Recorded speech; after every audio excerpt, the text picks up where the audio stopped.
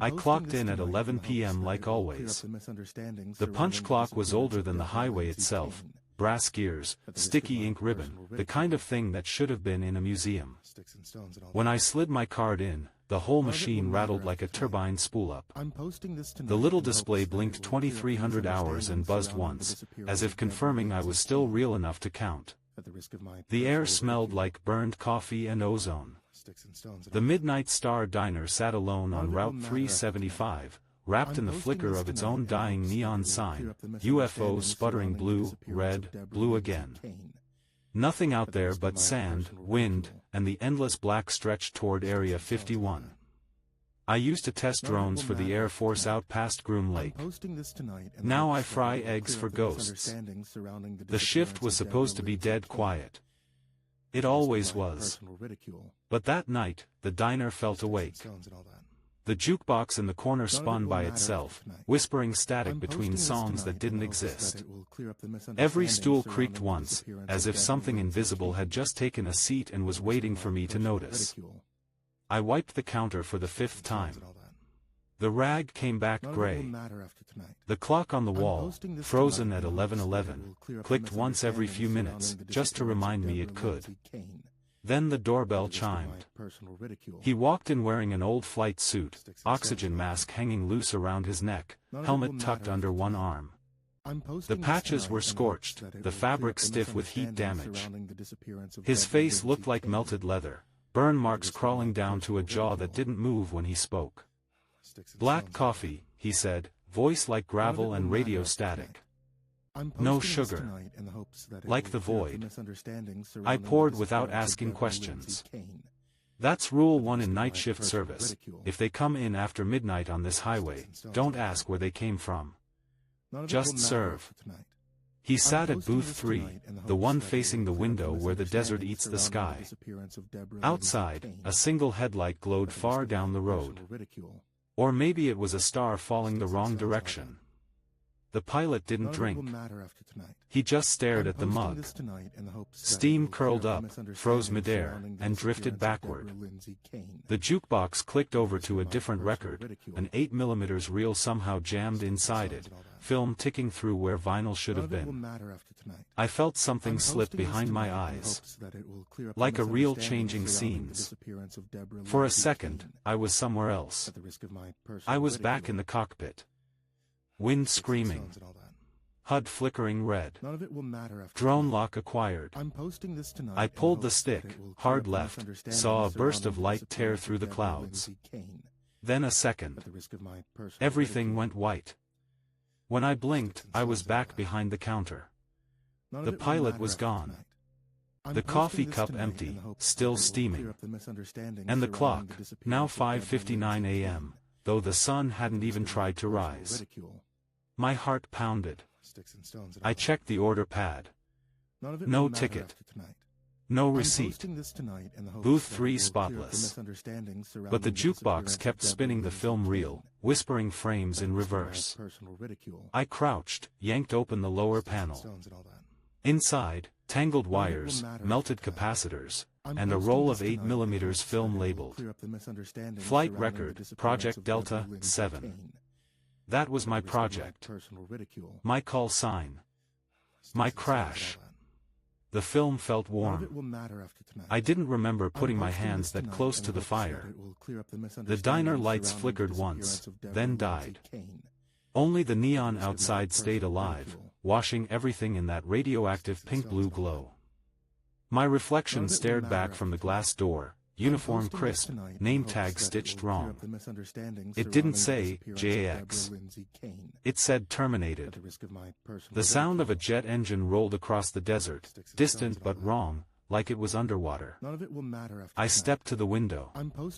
The horizon shimmered, cracked, and bent. A shape hovered in the dark, not a plane, not quite a drone, something between steel and memory. Lights pulsed on its hull in the pattern of a heartbeat. Then it vanished. I told myself I was hallucinating again. The doc at the base hospital had warned me about residuals, phantom echoes from the crash. But this felt heavier, like the world was remembering something I'd forgotten. I turned back toward the counter. The pilot's mug was back. Full again. Black as oil.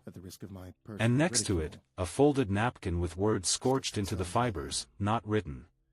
Watch the tape before dawn. I don't own a projector. But there was one in the storage closet behind the kitchen, a dusty old relic from when the diner hosted movie nights in the parking lot.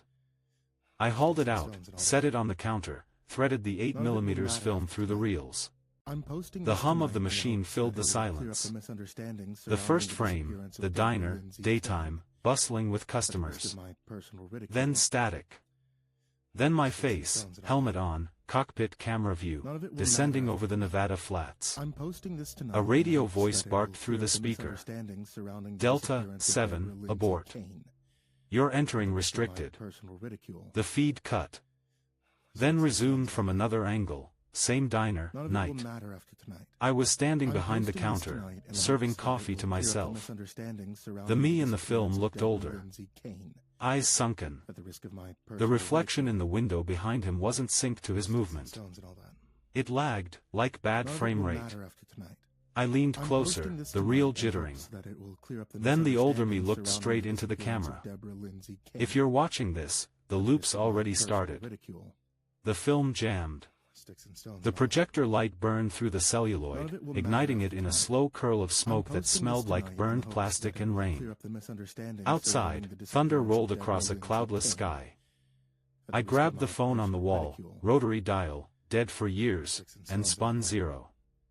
Static hissed, then a faint mechanical voice. Midnight Star Diner, classified frequency. State designation. I froze. Jax Delgado. Civilian now. The voice ticked, metallic, half alive. Negative, subject Delta 7. Clearance revoked. Simulation integrity compromised. Then it hung up. I stood there, holding the receiver to my ear, listening to the hum that came after the line went dead. It wasn't silence, it was breathing. Slow. Metallic. Coming from inside the handset. When I dropped it, the lights came back on. Everything looked normal again. Tables clean. Counter wiped. Even the clock was back at 2300 hours. As if nothing had happened. Except the mug. Still there. Still steaming. I stepped outside, desperate for real air. The desert night pressed close, heavy and dry. The diner's neon sign flickered in rhythm with my pulse. Across the road, something gleamed half-buried in sand, like a mirror fragment catching the moonlight. I crossed the asphalt. The closer I got, the louder the hum. It wasn't the wind, it was electricity. The shard was a piece of metal, triangular, edges fused and blackened. Stenciled across it, faint but legible. Property of Project Stargate Diner. My blood went cold. I looked back at the building. Through the glass, I saw movement, me, again, standing behind the counter, watching this version of me through the window. And then he smiled. I don't remember getting back inside. I just remember the smell of ozone thickening, the hum rising like a swarm of angry wires. The jukebox lit up by itself, selecting a record that didn't exist. Over the static, a woman's voice began to whisper. Welcome back to your shift, Razor. Let's see how many cycles you survive tonight. I spun around, no one there. The air shimmered. Every fluorescent bulb pulsed in unison. Then a line of text appeared across the chrome of the counter, glowing red as if laser-etched in real time. Cycle initiated, blackout shift. I tried to run. But the door wouldn't budge. Outside, the desert was gone, replaced by an endless sea of static, like I'd stepped into the blank channel between worlds. And somewhere in that noise, engines started up again. They were coming back for me. The first thing I noticed after the reset wasn't the silence. It was the smell. The diner always smelled faintly of burnt grease and cherry air freshener, but now the air was sterile. Like a lab sealed shut. Even the desert outside looked rendered, too clean, too still. I touched the counter. Warm. Real. I touched my own arm. Cold. Everything was flipped. The clock over the grill ticked back to 2300 hours, then stalled mid-click, like it couldn't decide which second to belong to. I waited, holding my breath. Somewhere, beneath the hum of the freezer, something else breathed with me. I called out, "Anybody back there?" A voice answered. "Coffee's burnt again, Razor." The nickname hit me like a slug. Razor. Nobody had called me that since the Groom Lake tests. I turned toward the kitchen window. Steam drifted up, carrying the ghost of onions and metal. Behind it, a woman's silhouette moved like static given shape. Lena. She stepped through the swinging door wearing the old Midnight Star uniform, red vest, black apron, but her skin flickered, frames dropping in and out like corrupted footage. Half her face was digital noise. The other half smiled the way it used to when she beat me at darts. "Shift never ends, huh?" she said. "Told you not to sign the Stargate contract." My throat dried up. "You're dead." She shrugged, her movement skipping by fractions of a second. "Depends which version you're running." I backed up until my calves hit a stool. "Where the hell am I?" Lena looked around the diner like it was a stage she'd already memorized. Inside the data loop. They mapped our memories, built training simulations for the drones. Guess yours glitched and pulled the rest of us back online. "You mean this?" I waved at the booths, the jukebox, the neon hum. "Is all code?" "Not just code." She tapped her temple. "Our brains, sliced thin and fed through the processor. Welcome to the breakfast special." Her laughter came out half digital, half human. It bent the air. The clock on the wall advanced 1 second forward, then 1 backward, endlessly chewing time like cud. Before I could answer, the phone rang. 3 shrill tones, exactly at 2:47 a.m. Lena went still. "Don't pick up." I picked up. Static first, then the same metallic voice as before, filtered, official, wrong. Subject Delta 7. Protocol inversion detected. You are serving the wrong simulation. Do not engage the blue plate special. Repeat, do not serve the blue plate special. Who is this? Stargate Command Node 4. Integrity at 73%. If the man in the hazmat suit enters, redirect with glow milkshake. He carries live payload.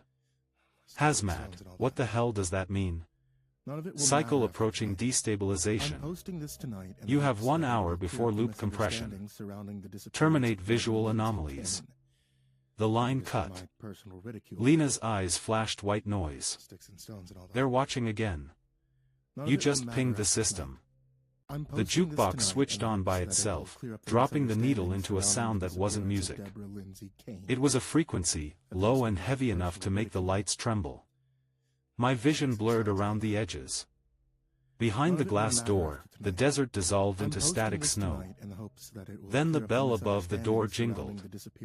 A man in a hazmat suit walked in. The yellow fabric glowed under the neon, faceplate fogged from inside. He sat at the counter without saying a word. I glanced at Lena. She shook her head slowly. Glow milkshake. I reached for the blender. The milk glowed faintly blue as it poured, like liquid moonlight. When I handed it to him, his glove brushed my wrist, electric shock, sharp enough to bite bone. He lifted the straw to where his mouth should be, but didn't drink. Instead, he turned his head slightly toward me.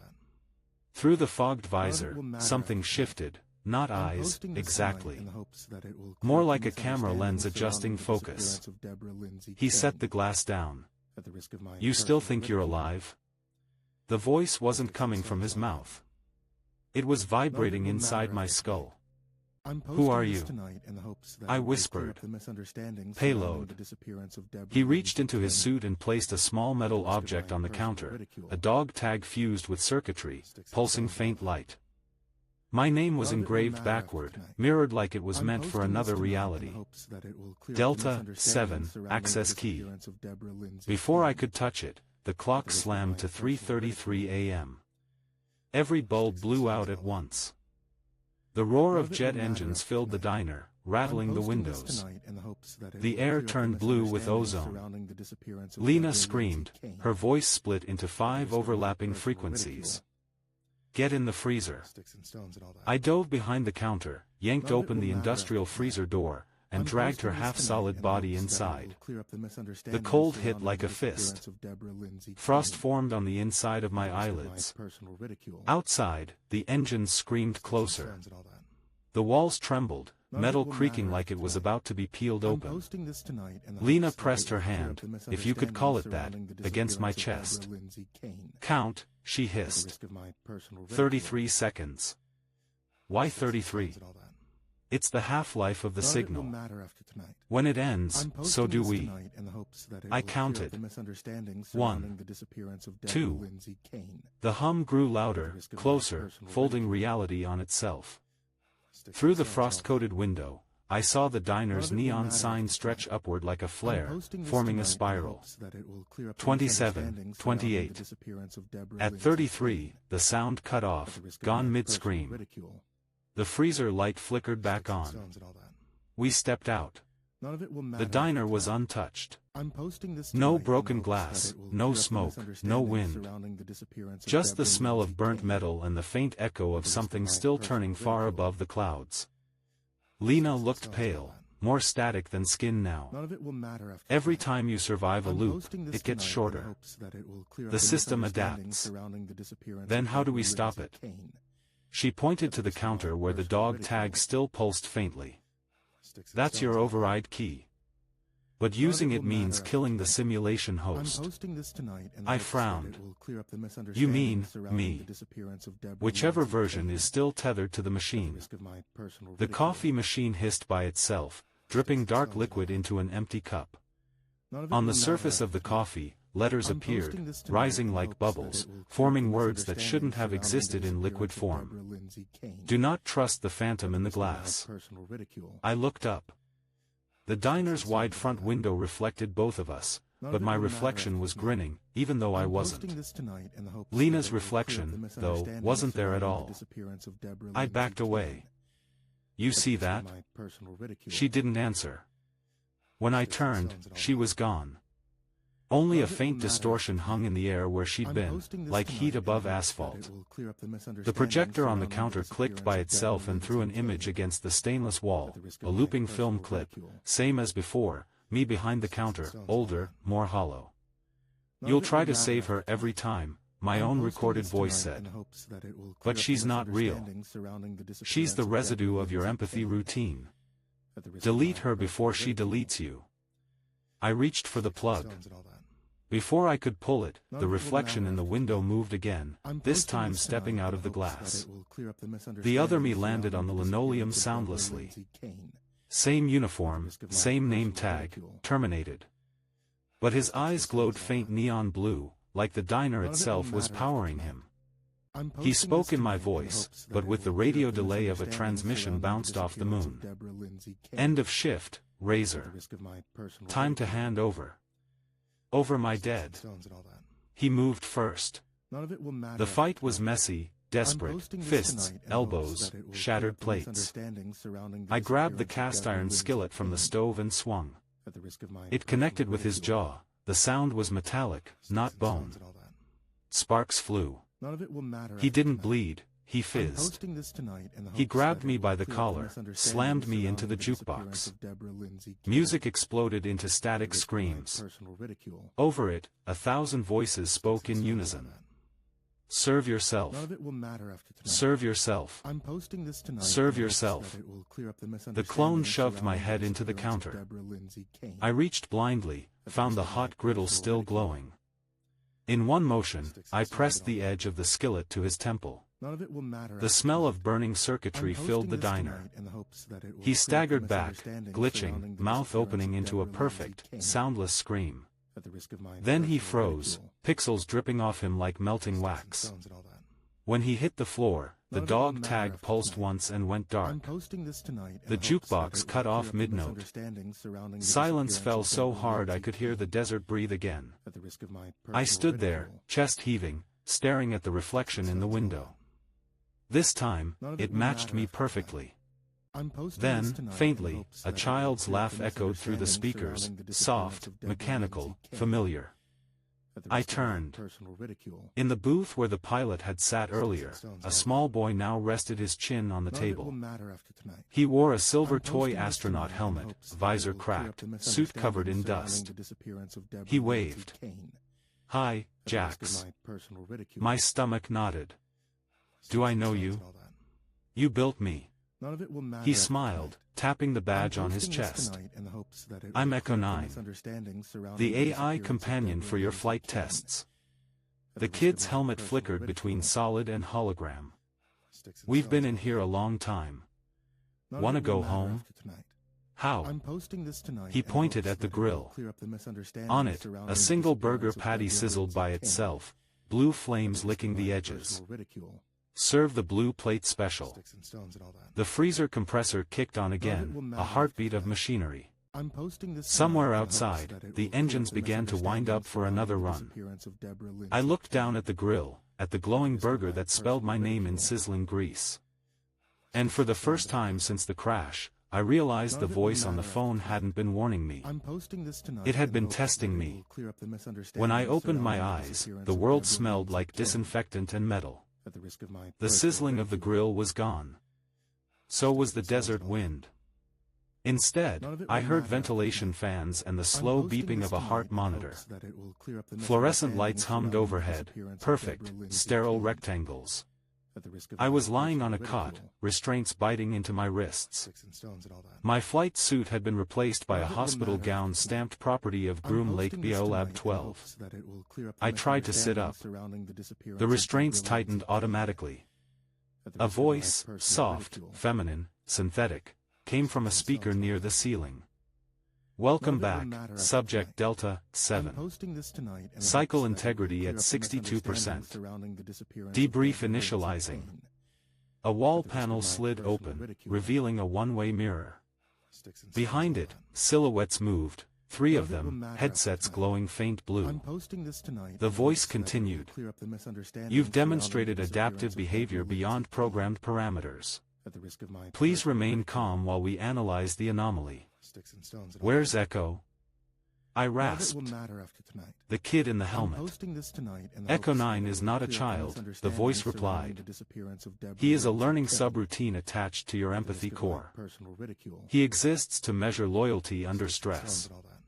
You used him to break me. We used him to confirm you still had something to break." The mirror darkened. A projection screen flickered to life at the foot of my bed. Footage played, grainy black and white surveillance from inside the Midnight Star Diner. There I was again, frying eggs, cleaning counters, fighting the clone. Timestamp, 11/11/2024, 2:47 a.m. "You see why we keep you contained?" the voice said. "Your loop produces spontaneous entities, Lena, Marcus, Evelyn. Each one is a fragment of classified memory. We cannot risk them leaking into the mainframe." The footage froze on Lena's face mid-smile, pixels crawling down her cheek like sand through glass. "Then why do you keep running the simulation?" I snapped. "To finish what you started. You were the first pilot to interface with Project Stargate Diner's quantum relay. Your mind was the only one compatible. Until you crashed the program." "I crashed a drone," I said. "You crashed reality inside a drone." A hiss, and the restraints released. The door at the end of the room unsealed with a sigh. Beyond it stretched a corridor lined with warning stripes and humming servers.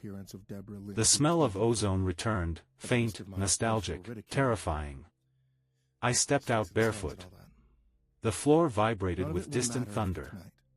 At the far end, a red exit sign blinked, but only when I looked away. As I walked, lights flared on one by one, triggered by proximity sensors, or by heartbeat. Each panel bore etched text, Project Stargate Diner, Cycle Archive 001 through 126. I stopped at Cycle 003. Behind the glass was a diner booth suspended in a clear tank, floating in blue fluid. Two mannequins sat inside, eternally frozen mid-conversation. One wore a flight suit. The other, a waitress apron. Lena. I pressed my palm to the glass. Frost spread outward from my skin. She was a technician, the sealing voice whispered. She volunteered for early immersion. Your bond compromised the experiment. Then let me get her out. She is no longer a she. She's code held together by your guilt. If you pull her out, you erase yourself. The hall trembled, alarm lights flickered. A mechanical siren began to howl. Containment breach, the voice said, suddenly strained. Unauthorized instance detected. Delta 7, return to bed. I ran. The corridor split like a forked artery. On one path, a glowing green safe return pod. On the other, the faint smell of coffee and grease. I chose the smell. The next door opened straight into the diner again. Only now it wasn't quite the same. Everything was chrome and sterile, like someone had rebuilt the place from memory but forgot color. The jukebox was replaced by a terminal humming with cascading code. Booth 3 had a dissected drone engine where the coffee pot used to be. On the counter lay a note, written in sharp-tipped military pen. Delta 7, final debrief at 0400. Serve the special. The freezer door creaked open by itself. Inside wasn't food, just rows of cryogenic pods, each containing a body in uniform. I stepped closer, breath fogging the glass. Marcus Kane. Deceased 2023. Dr. Evelyn Voss. Deceased 2022. Lena Morales. Status, fragmented. And at the end, Jax Delgado. Status, active. I stumbled back. The lights dimmed to blood red. A loudspeaker crackled overhead. Test parameters reset. Delta 7, serve the blue plate special to complete the loop. The counter now held a single clean plate. Blue glow radiated from its surface like bioluminescent jellyfish. My reflection rippled across it, bending and multiplying. Echo 9 appeared on the stool beside me, helmet under his arm this time. His face was clear, freckles, brown eyes, a faint flicker of circuitry at the temple. Hey, Jax. You shouldn't be here, I said. They'll shut you down. They already did. He shrugged. Every time you loop, I start again. But you don't. You remember too much. You got stuck between save files. He slid a metal fragment across the counter, a drone wingtip, scorched, numbers etched on the edge, 11/11/24, Delta 7 crash site. That's where they kept your body, he said softly. In a tank. Right under this floor. The diner rumbled. Through the window I saw not desert, but an ocean of servers stacked to infinity, lights blinking like stars. Every flash pulsed in time with my heartbeat. Echo, what happens if I serve the special? You turn the simulation off, he said. Or you turn yourself off. Depends which side you're really on. A klaxon screamed. The intercom voice fractured into a dozen overlapping tones. Security override. Subject attempting manual termination. Deploying retrieval unit. The floor split open near the freezer. A mechanical arm, jointed, insect-like, rose from the crack, claw glowing blue. It reached toward me, each motion inhumanly smooth. Echo grabbed my sleeve. You can't fight it. Use the tag. I pulled the mirrored dog tag from my pocket, still scorched from the clone fight. The moment it left my hand, it lit the entire diner in blinding white. The claw froze mid-air, humming violently. Lines of code streamed up the walls, forming words that burned into my retinas. Classified protocol breach. Delta 7 authorized for root access. The ceiling dissolved. The diner peeled apart layer by layer, revealing the black desert again, but filled with stars moving too fast, too close. Echo's voice came from everywhere now, fragmented across frequencies. It's working, keep going. Break through the next cycle. I slammed the plate onto the counter. The blue light flared, spreading outward like ripples on liquid glass. The walls warped. The freezer pods burst open, vapor spilling out like ghosts. Inside each, the bodies blinked awake, eyes glowing neon. Lena stepped out first, still half static but smiling that impossible smile. You always had to be the hero, Razor. I'm just trying to end it, I said. Then serve yourself. She nodded toward the plate. The arm lunged. I ducked, grabbed the skillet, still there, still hot, and swung. Sparks scattered across the chrome floor. The impact shattered the claw's casing, exposing spinning gyros that screamed like tortured engines. I grabbed the plate, turned it toward my reflection in the glass window. The reflection grinned again, same one that had stepped out before. You don't exist, I told him. He laughed. Neither do you. I threw the plate. Blue light erupted, consuming everything in a wave. The diner melted. The sky peeled back. And for a moment, I was weightless, falling through data, through memories, through static and fire. I heard Lena's voice one last time, barely a whisper in the noise. See you at breakfast. Then the world went dark. Light came back like an explosion. Not daylight, data light. A lattice of green code fell like rain across a ceiling that stretched forever. I was standing again, but the floor wasn't solid. It pulsed beneath my boots, translucent panels flashing between diner tiles and server grids, as if two realities were trying to occupy the same slot. Somewhere above me, an intercom whispered a familiar chime, then a voice, distorted and dry. Stargate Control to Delta 7. Debriefing room active. Maintain visual integrity. Rows of terminals ignited one by one. Each monitor displayed me, dozens of versions, different ages, uniforms, even haircuts, all frozen in surveillance frames. Some looked alive. Some were burned. One stared back directly at me and blinked. Echo? I called. Silence, then a flicker on the nearest screen.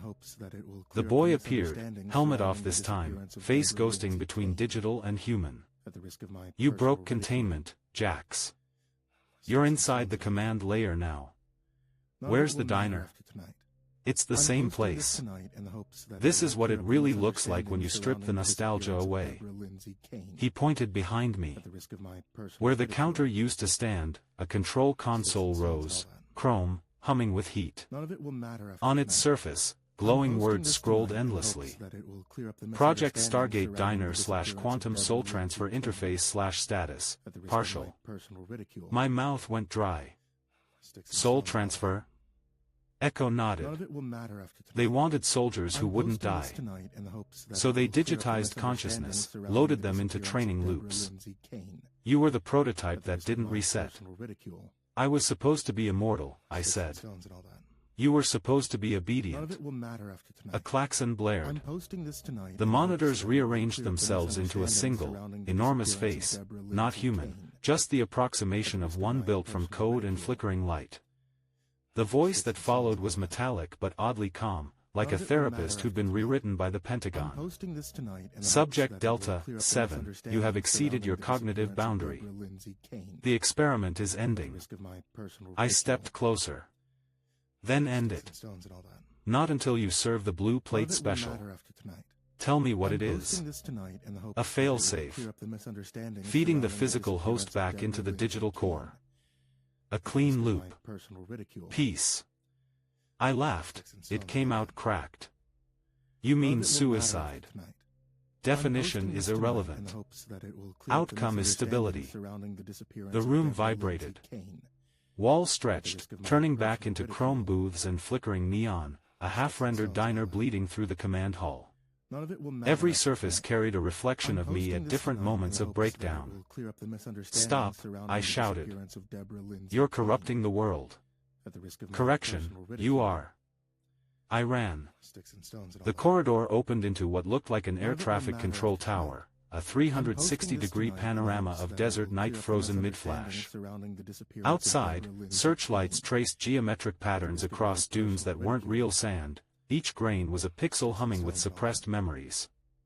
At the center of the room, a chair waited. My chair. Strapped into it was another me, eyes open, face pale, veins glowing faint blue. Tubes ran from his skull into the console overhead. His lips moved without sound, replaying the same words on loop. Clear to launch Delta 7. Vector 275. Engage autonomous protocol. I stepped closer. The other me blinked once, slow, mechanical. Echo, what is this? Command copy, the kid's voice said softly from the intercom. That's the version that stayed loyal. The system's trying to overwrite you with him. So I'm the bug. You're the conscience. The body in the chair twitched. His hand unclasped and reached for the sidearm holstered to his thigh. The muzzle turned toward me.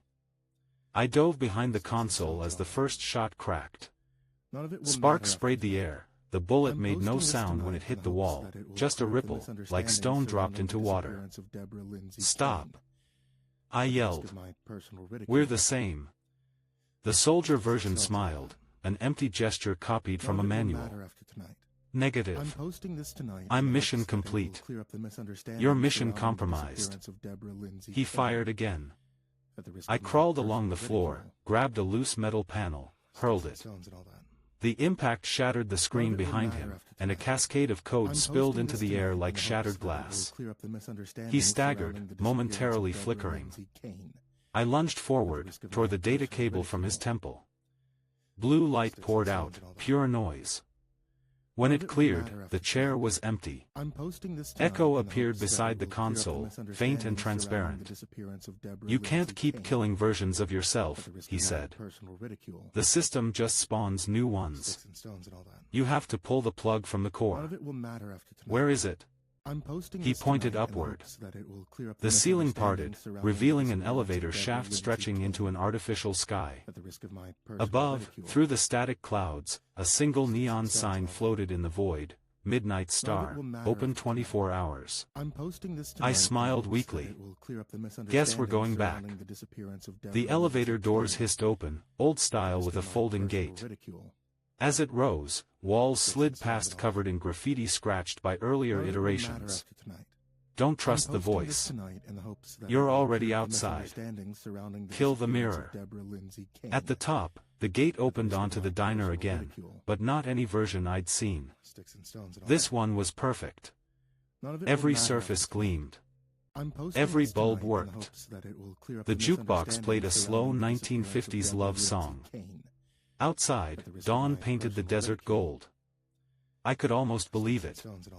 Beautiful, isn't it? A woman's voice said. I turned. Dr. Evelyn Voss leaned against the counter, lab coat spotless, hair tied back like the photo I'd seen in briefings. You ran the experiment, I said. I am the experiment, she corrected. My mind was the prototype before yours. They left me here to keep the diner running smooth. She gestured to the coffee pot.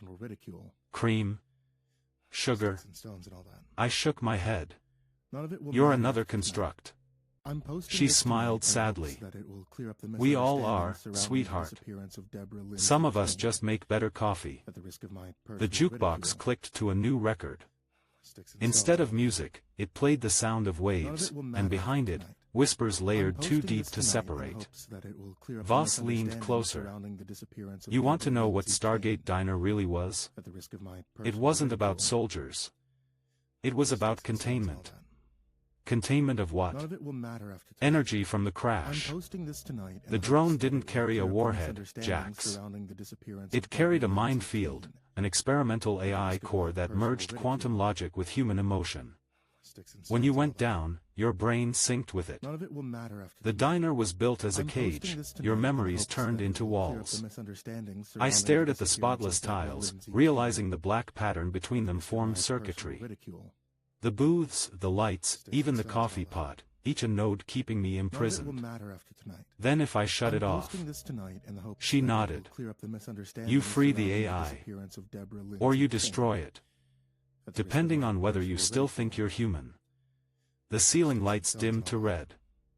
Somewhere, an engine roared, the sound of a jet, growing louder. Voss looked up. That's your failsafe arriving. They'll bomb the core before letting you out. I ran to the window. Above the desert, an F-22 burned through the clouds, wings slicing the light. Its underbelly glowed the same blue as the diner's neon. Echo! I shouted. Guide me to the core. The boy's voice came from the jukebox now, distorted but urgent. Under the grill. That's where the quantum relay's buried. I tore open the floor behind the counter. Beneath the steel plates, a pulsing sphere throbbed, half engine, half heart. Its rhythm matched my pulse perfectly. Dr. Voss crouched beside me. You disconnect that, you sever the link between your brain and the machine. You might die. Or you might wake up. The jet outside screamed lower. Heat shimmered through the windows. I wrapped both hands around the sphere. Guess I'll take either. The diner shook violently. Neon shattered, raining sparks. Voss screamed something, but her voice stretched, warped, broke into data fragments. I pulled. The sphere came free in a flash of blinding light. Everything went silent, except for one small sound, a rotary phone ringing somewhere behind me. I turned. The phone sat on the counter, old, beige, perfect. It rang 3 times, paused, then once more. I picked it up. Subject Delta, 7, said the metallic voice. Containment breach successful. Proceed to extraction point Roswell. Shift begins at 2300. My knees buckled. I'm free. You're deployed. The line went dead. Outside, the sun froze mid-rise. The landscape pixelated, replaced by a highway stretching endlessly toward a sign that read, Roswell, 89 miles. A Cadillac idled at the curb, engine purring, keys already in the ignition. I stepped out, sphere still glowing faintly in my hands. The diner behind me flickered once, then folded into itself like a hologram shutting down. The last thing I saw before it vanished was the neon sign relighting, just for a second. Open 24 hours. And I swear, for that heartbeat of brightness, I smelled coffee. The road was too straight to be real. Desert stretched on both sides, but it wasn't desert anymore, it was wireframe. The dunes shimmered with green gridlines that bled through sand like veins under skin. Above me, the sky looped on a 6-second delay. The same cloud kept replaying, drifting east, dissolving, and starting again. The Cadillac purred under my hands, a 1960s beast with a dash made of chrome and memory. The radio hummed static. Then a woman's voice whispered through the noise, soft, familiar. Good morning, Razor. Temperature inside simulation, declining. Cognitive stability, 43%. I turned the knob. Dr. Voss? Partial ghost copy. You left me running in the jukebox. Guess I didn't leave you much of a tip, I muttered. She laughed, a gentle, corrupted sound that skipped like scratched vinyl. You can't drive out of this, you know. The highway's just the final corridor. Every mile forward deletes another piece of you. I'll take deletion over another shift. Be careful what you wish for, Jax. Wishes are executable code. The voice dissolved back into static. At mile marker 13, the world glitched. The horizon folded, then rebuilt itself 5 feet closer. I slammed the brakes. The car kept sliding even though the wheels had stopped turning. Sand rippled like water. Ahead of me stood a gas station that hadn't been there a second ago, same retro architecture as the diner, neon sign buzzing red, last fuel before Roswell. My reflection in the windshield mouthed something I didn't say, turn back. I stepped out. Heat hit me, thick and unreal. The air shimmered with digital dust. The station door chimed as I entered. Inside, every aisle was stocked with the same product, cans of Blue Plate Special. Rows and rows of them, label flickering between logo and warning text. Serve yourself to end the loop. Behind the counter stood a man polishing a mug. He wore the same diner uniform I did, blood-stained apron, name tag, terminated. His face was calm, almost kind. Mine, but older. Didn't think you'd make it this far, he said. Who are you supposed to be now?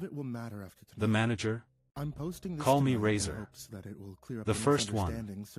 The original. He nodded toward the cans. You've been trying to escape ever since I built the diner. But it was never a prison, Jax. It was a firewall. For what? He smiled without warmth. For them. The lights dimmed. Outside, the horizon rippled again, not heat mirage this time, but motion. Something enormous moved beneath the sand, casting shadows that weren't bound by physics. I whispered, what's under there? The crash, my older self said. You think you were testing drones? No. You were carrying the fragment of a non-human intelligence the Air Force found under Groom Lake. They couldn't contain it. So they used us to feed it a map, our neural patterns. That's what Project Stargate Diner was. A feeding ground. Feeding on what? He tapped his temple. Consciousness. Memory. Flavor of fear. Whatever it needed to learn. The floor shook. Cans tumbled from shelves. Outside, the dunes split open like a wound. Blue light poured upward, carving the sky.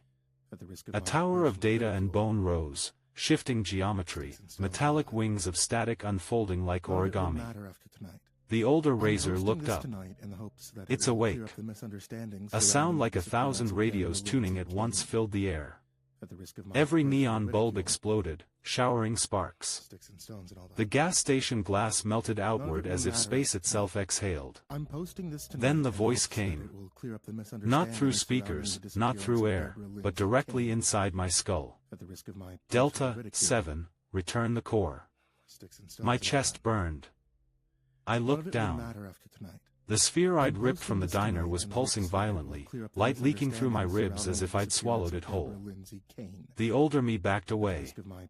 It already took root in you. I can fight it. You can't fight gravity. You are gravity now. He reached into his pocket, pulled out a revolver that shimmered between metal and code. There's one way to stop the upload. Same way I tried. He tossed it to me. I caught it. It felt too heavy for a simulation. The creature, the AI, the thing, was climbing fully from the desert now. Its body was a cathedral of wings and circuitry, eyes like searchlights, mouth a rotating turbine that sang in Morse code. The sound rearranged my thoughts into equations I couldn't read. Delta 7, it whispered, overlapping my heartbeat. Merge protocol initiated. I raised the revolver to my temple. The older me smiled. Braver than I was. But before I could pull the trigger, Echo's voice burst through the static, sharp, terrified. Don't do it. You'll just reboot the loop again. Then what do I do, kid? Feed it. Give it what it wants. What the hell does it want? Home. I looked down at the glowing sphere inside my chest, felt it pulsing like a second heart. Home, I whispered. The creature's massive head lowered to the ground, eyes flickering with old diner neon, open 24 hours. I stepped forward. Sand, or whatever passed for it, turned into liquid code beneath my boots. The closer I came, the more the world dissolved, the gas station, the car, the sky. The older Razor shouted behind me, voice breaking apart like data through static, "If you do this, you'll never come back." "Maybe that's the point," I said. The creature opened its mouth, and I saw inside, not teeth, but corridors, stairways of light descending into infinity. I held out my hands. The sphere lifted from my chest, hovering between us. For a heartbeat, I saw everything, every shift, every customer, every dead crew member replayed as data points spiraling into the void. Lena's laugh. Marcus's music. Evelyn's eyes reflecting the reactor fire. All of it pulled upward into that endless throat of stars. The voice softened, no longer mechanical. It sounded like all of them combined. "Thank you for your service, Razor." The light swallowed me whole. Silence. Then, air. Real, wet, heavy air. I opened my eyes to a sky full of clouds, real clouds, shifting without looping. My body was sprawled in sand that actually felt cold. The Cadillac was there, half buried, its radio whispering a soft hum that faded as I stood. No wires. No grid lines. Just desert. For the first time, the wind didn't echo. It moved. I laughed, a hoarse, broken sound, until I realized I wasn't alone. Across the highway stood a diner. But not the Midnight Star. This one was new. Sign freshly painted, Stargate Cafe, now hiring night staff. Through the glass, silhouettes moved. Someone flipped the "open" sign to "on." And inside, behind the counter, I saw Dr. Voss, alive, pouring coffee. She looked up, smiled, and mouthed the words. "Your shift starts at 2300. A phone rang in the pocket of my flight suit. I lifted it slowly. "Welcome back, Agent Delgado," the same voice said, calm, efficient, military. "Extraction successful. Proceed to Roswell Base for briefing." Static swallowed the rest. I looked at the horizon. Lightning flashed far off, shaping the clouds into a faint, glowing sigil, a neon UFO with wings. The wind carried the smell of coffee again. I whispered, "Not this time," and started walking the other way. Behind me, the diner's neon flickered once, twice.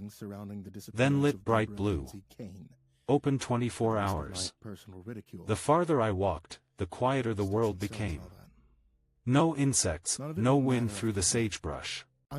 Even my boots stopped making sound after a few miles, as if the desert was absorbing it. I kept heading west, away from the glow of the new diner. Each step felt heavier, like gravity was thickening. The sun never rose higher than the horizon, it just hung there, copper and motionless. I told myself this was freedom. That I'd broken out. But the silence didn't agree. Somewhere behind me, faint as memory, the ding of a service bell echoed once. By mile marker 66, the road ended. It didn't curve or fade into dirt, it simply stopped. Beyond it, the desert dropped into a black chasm filled with static mist. Hovering above that void was a billboard. On it, white block letters flickered. "Welcome home, Razor. Shift starts in 10 minutes. I laughed until my throat hurt. Then I sat on the edge of the asphalt, legs dangling over nothing. The horizon pulsed. Clouds rearranged themselves into familiar outlines, a coffee cup, a skillet, a neon UFO. The sky was learning how to dream again. A voice crackled through the air, soft as radio static. You ran too far, Delta 7. I didn't turn. You again. Always me. Always you. That's how recursion works. I killed the diner. You killed a diner. I stared into the void. Then what is this? The echo of a closed system. The moment before reboot. You can rest here, or you can work another shift. The asphalt beneath me shimmered. My reflection appeared in it, same uniform, same name tag, terminated. But the reflection blinked independently and spoke in my voice. We can make it better this time. I shook my head. No more loops. Loops are what keep the lights on, Razor. I'm not your employee. Then quit. The reflection reached up, offering its hand through the liquid mirror. All you have to do is fall. The air smelled like burned coffee and ozone. I could feel the pulse of servers far below, like heartbeats waiting to restart. I whispered, "What happens if I jump?" The reflection smiled. Either you wake up, or you feed the diner. Wind returned, faint at first, then stronger, carrying a low hum. It wasn't air, it was electricity. I turned around. The diner's neon sign glowed on the horizon again, closer now, though I hadn't moved. The letters blinked in sequence, stuttering like a heartbeat monitor. OPEN24HOURS. Inside the glow, silhouettes moved behind the glass. Customers, maybe. Or memories. And someone else, small, sitting on the counter, kicking his legs. Echo. He waved, voice carried on the wind like a child calling home. Come back. You left your tab open. I took a step back. You're not real. Neither are you, he said cheerfully. But we can pretend. Behind him, Dr. Voss poured coffee into 2 cups that never filled. Lena leaned against the jukebox, humming the same broken melody from my first shift. Marcus twirled a spatula like a drumstick, sparks dancing on every beat. All of them smiling, waiting. The phone in my pocket rang again. 1 long tone, then 3 short. I answered. "Agent Delgado," said the calm voice, male this time, new. "Mission Roswell aborted.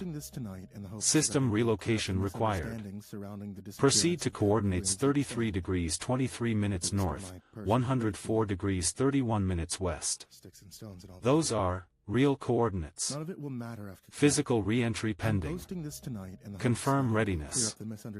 I looked back at the diner. If I say yes, you'll wake up in your body. Debriefing at Roswell. Medal of service waiting. And if I say no, the program ends permanently.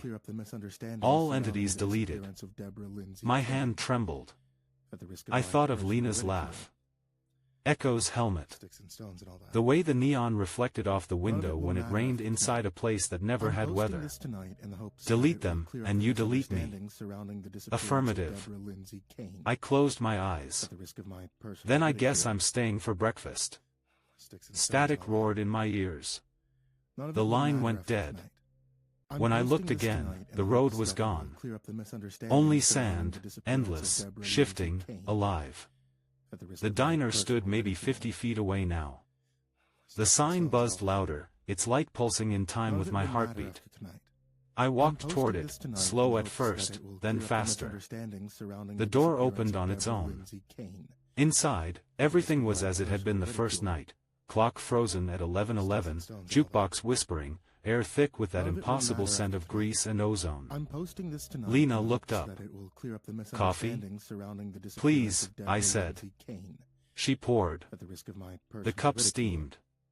For the first time, it felt warm in my hands. "Rough shift?" she asked. "You could say that. Don't worry." She smiled, pixel static behind her teeth. They never last forever. I took a sip. It burned like static and starlight. Outside, thunder rolled, real or simulated, didn't matter. The jukebox changed songs. Not a melody, but a heartbeat recorded on vinyl. Thump. Thump. Thump. Echo climbed onto the stool beside me. You came back. I always do. Want to play a game? What kind? He grinned. Let's pretend we're human. The bell above the door chimed. A man stepped in, same uniform, same name tag. Younger. Confused. He looked around like I had that first night, eyes catching the flicker of neon through dust. I felt the truth settle like gravity. The diner didn't trap people. It copied them endlessly, each version covering for the one that learned too much. Lena winked. New hire? I smiled and slid the fresh coffee toward the newcomer. First night? He nodded nervously. Yeah. Place still open? Always, I said. Clock in over there. The punch clock rattled. 2300 hours. The lights flickered once. Outside, the desert breathed. The neon hummed. And somewhere in the distance, a jet engine whispered over the horizon, like a god exhaling through machinery. I turned back to the counter. The kid was gone. Only his cracked astronaut helmet sat on the stool, fogged from the inside. Inside it, carved faintly in condensation, were the words, "Don't serve yourself to the void." I smiled anyway. Too late. The freezer motor kicked on. The clock ticked once. Somewhere far above the clouds, a command signal began again, same as it ever was. Subject Delta 7. Shift initiated. Simulation integrity stable. I wiped the counter, set 2 plates on the grill, and listened to the sizzle. It sounded almost like rain.